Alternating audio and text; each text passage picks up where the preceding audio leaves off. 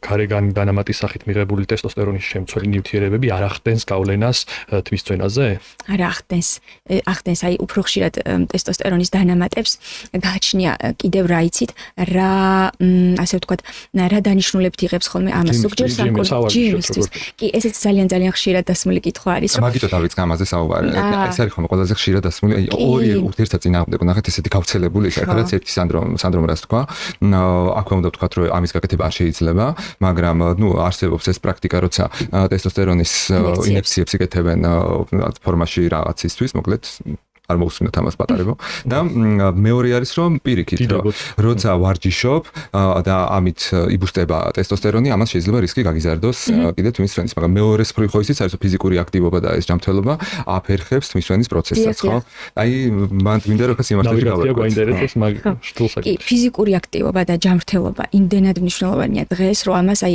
არაფერი წინ არ უდგას და არასოდეს პაციენტს არ ვაძლევთ რეკომენდაციას, რომ გააჩერე ვარჯიში, იმიტომ რომ თმა არ დაგცვიდეს, ანუ ძალიან მცდარია არასოდეს ამას მათ შორის თუ აქტიურად ვარჯიშობს და ძალოვან ვარჯიშებსაც აკეთებს პაციენტი, თუ ეს ჩნდება ფიზიოლოგიის ნორმებში, თუ ეს ზესტრესი არ არის პაციენტისთვის, იმიტომ რომ ზოგი უკვე ასე ვთქვათ, თითქოს დამოკიდებულება არის ხოლმე ვარჯიშზე, თუ ეს არის დღეში რამდენი საათი უკვე ეს სტრესს წარმოადგენს ორგანიზმისთვის, ისევე როგორც მაგალითად მარათონში რბენის შემდეგ შეიძლება ადამიანს დაეწყოს ტელოგენური ცვენა, მეტითმა გადავიდეს ცვენის ფაზაში მიღებული სტრესისგან. თუმცა თუ საუბრობთ ჯანსაღ ვარჯიშზე და ამ დროს ტესტოსტერონის ბუსტზე, ამის ასე ვთქვათ, აკრძალვას არასოდეს პაციენტებს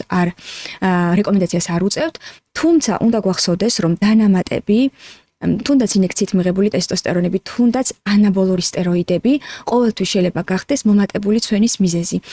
უფრო სხვა მექანიზმები ირთვება ხოლმე ამ დროს, მათ შორის DHT-ით გარდაქმნაც. შეიძლება გენეტიკურად სრულიად არამიდრეკილ პირებში მაინც არ განაპირობოს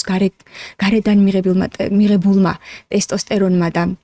ანაბოლურმა სტეროიდმა თმის ცვენა, მაგრამ აი ცოტათი მაინც მოიმატოს, გაჩნდეს რაღაცა ესეთი ტელოგენური ცვენის ეპიზოდები, მაგრამ გენეტიკურად მიდრეკილ პირებში, რომელთაც აქვთ ამ დიჰიდროტესტოსტერონის მიმართ გრძნობიარე ფოლიკული, შეიძლება გაცილებით უფრო მაღალი ხარისხის ალოპეცია განვითარდეს, ვიდრე შეიძლება განვითარებული იყო, თქვათ, ხო გვაქვს ნორუდის კლასიფიკაცია. პირველი ხარისხი, მეორე ხარისხი შეიძლება ესეთ გარედან მიღებულმა ანაბოლურმა სტეროიდმა გამოიწვიოს უფრო მაღალი ხარისხის ალოპეციის ჩამოყალიბება.